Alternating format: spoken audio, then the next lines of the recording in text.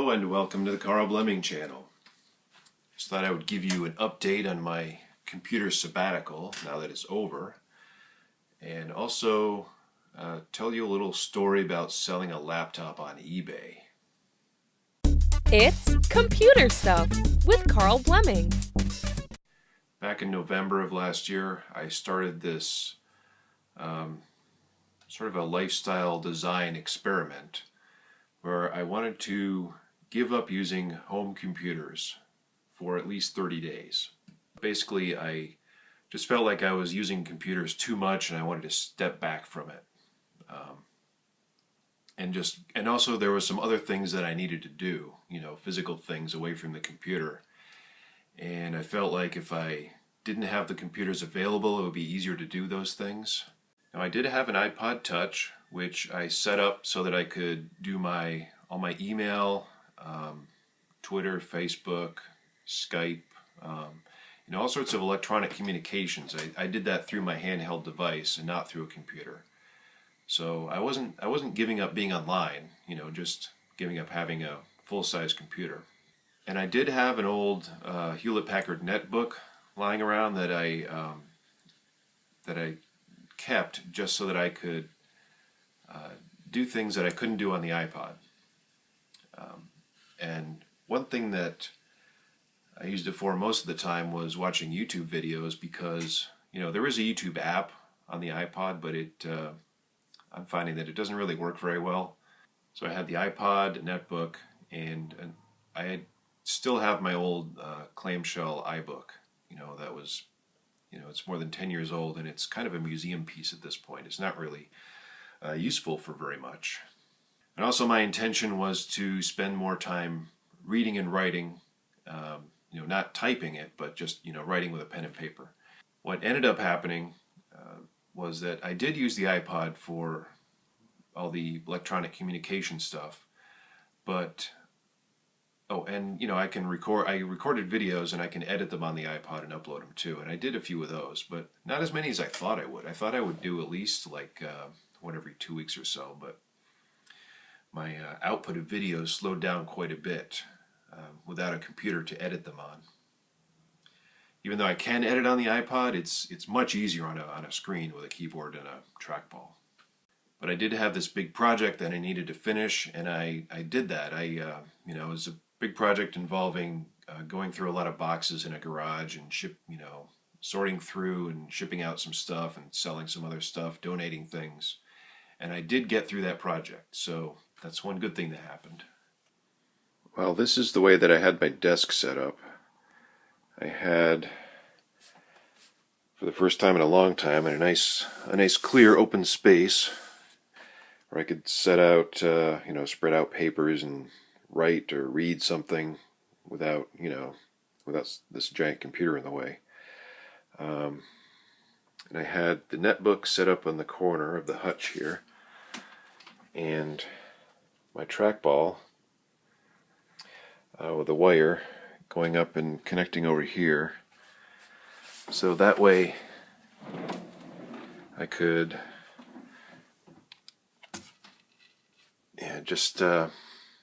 that way I can control it from down here without trying to reach up and mess around with the trackpad. And basically just use this for watching YouTube videos, which was my intent anyway.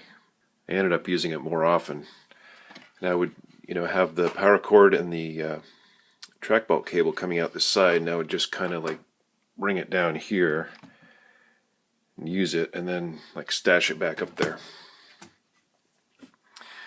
And another thing I did was I bought this this blank notebook,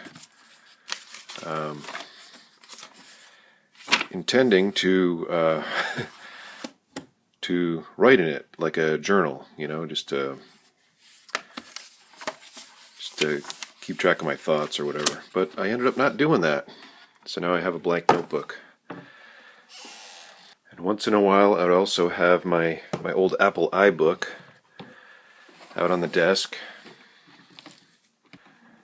just so I was playing this old game, Warcraft 2, which I never actually finished. I did finish the original version of Warcraft 2, but I never got through the Beyond the Dark Portal part of it, the expansion pack. So, it's funny. My brother was in here once, and he took one look at my desk like this, and said, "So you gave up computers, huh?" Okay, so my story about about selling the laptop on eBay. I had this MacBook Air, which was it was the one that was introduced in 2010. It was the 11-inch screen, the smaller one. And this was the base model, okay? It had 2 gigabytes of RAM, 64 gig solid state drive, and like a 1.4 gigahertz Core 2 Duo processor. So it was the base model, minimum specs, least expensive possible. So I put it on eBay, 7-day auction, and I had heard that it's probably not a good idea to sell laptops on eBay because there are a lot of scams out there. I used to do a lot of eBay stuff a while ago, and it's changed a bit since then. Like before, as far as the pricing goes, there used to be a listing fee, which was like somewhere between 25 cents and $2, depending on the starting value of your item. And then there was a final price fee, a percentage based on the final price it sold for, which was in the 2.5% to 3% range or something like that. And then PayPal, if you use PayPal to collect your money, then they would take like a 2% or something on that too. But when I sold this, it went for like about $600, and plus shipping. And I ended up paying, I'd have to look, but I think it was like around $75 in commissions. And I was a little bit surprised. It's like, more than 10 or 11% there. It turns out that eBay now charges a higher, there was no listing fee, but they charged a higher final value fee. Plus eBay and PayPal are the same company now, and they also charged the PayPal fee, which was higher than it used to be. So, yeah, so I paid whatever it was, $75, $76. Oh, and also, eBay is now charging final value fee commission on your shipping, which kind of doesn't make sense to me. Like when I sell something on eBay, I always try to be as fair as possible on the shipping. I never like charge any kind of bogus handling fees or anything. I basically just try to predict as best I can what the actual cost will be, and then that's what I charge. But anyway, the story is I sold it. I was pleasantly surprised. I thought I would get somewhere in the neighborhood of $450 to $500, but it did sell for $600. And shipped it out, and I left positive feedback. The buyer left positive feedback, and it was a done deal. So then about 2 to 2.5 months later, I get a message through the eBay messaging system, which emails you. And it was the guy who bought the MacBook Air, and he says that he believes there's something wrong with it, that it's defective, and that he was going to take it to an Apple store, have it repaired, and then that he expected me to pay for that repair. Now, because I had heard about all these scams on eBay, immediately I figured something was up, so, and also the way the email read, it kind of sounded like it was in sort of broken English, so that made me suspicious as well.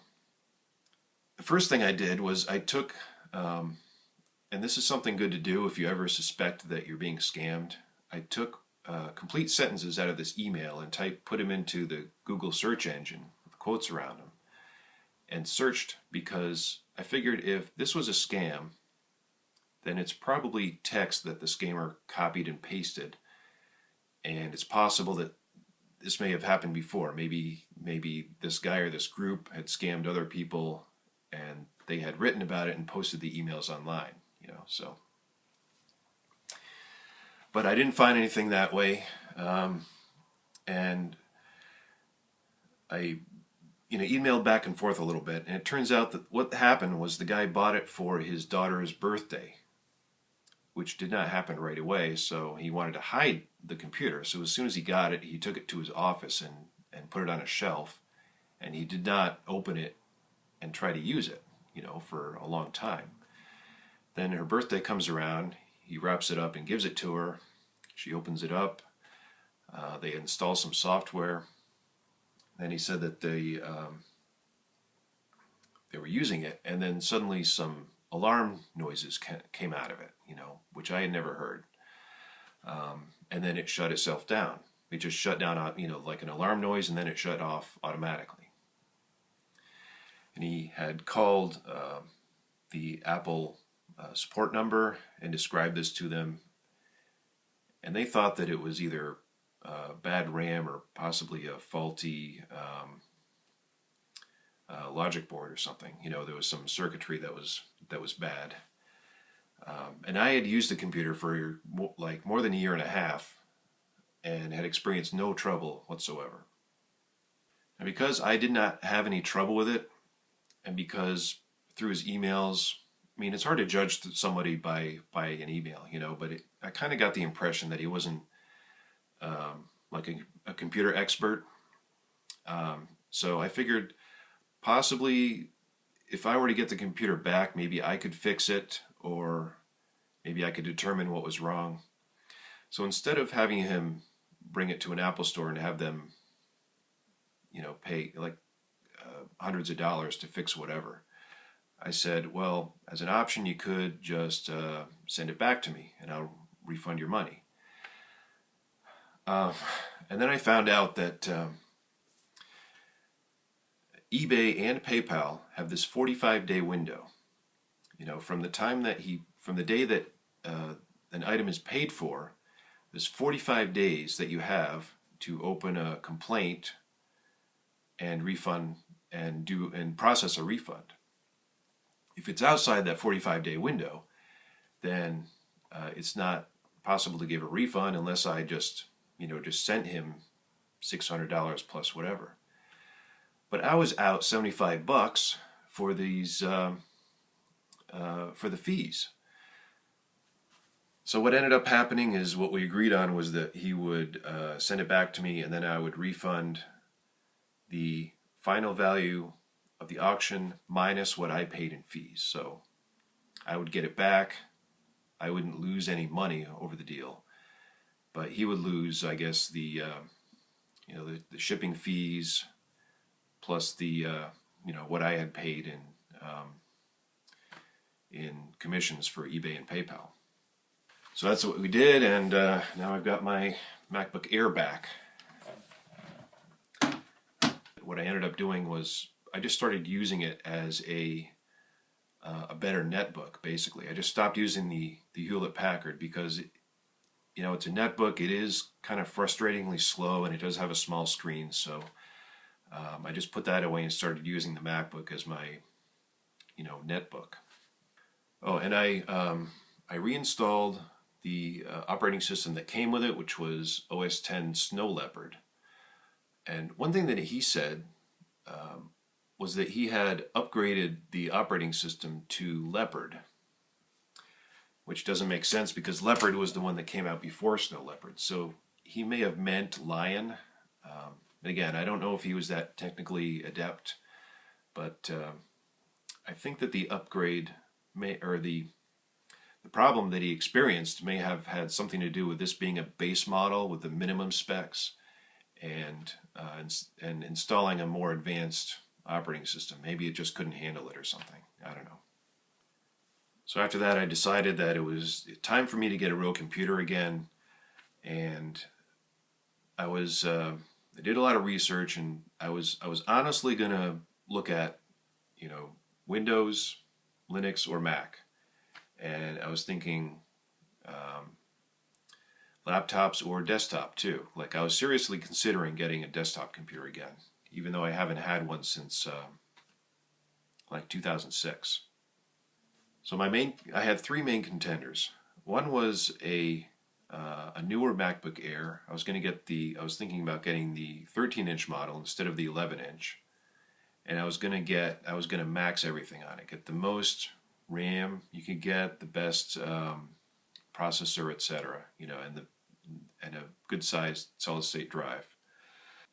My next option was now the company that my previous desktop replacement machine I got was from a company called System 76, which custom makes computers for Ubuntu Linux. And they came out recently with an update to their Bonobo Professional line, which they call the Bonobo Extreme. And System 76 also has desktop computers, and they have this thing called a Sable, which was a sort of like an all-in-one unit where it's sort of like an iMac, where the computer is built into the screen and then it's on like a stand, and then you just put a keyboard in front of it. So in the end, I chose the Bonobo desktop replacement laptop, and it's got a 17-inch screen instead of 15 like my other one.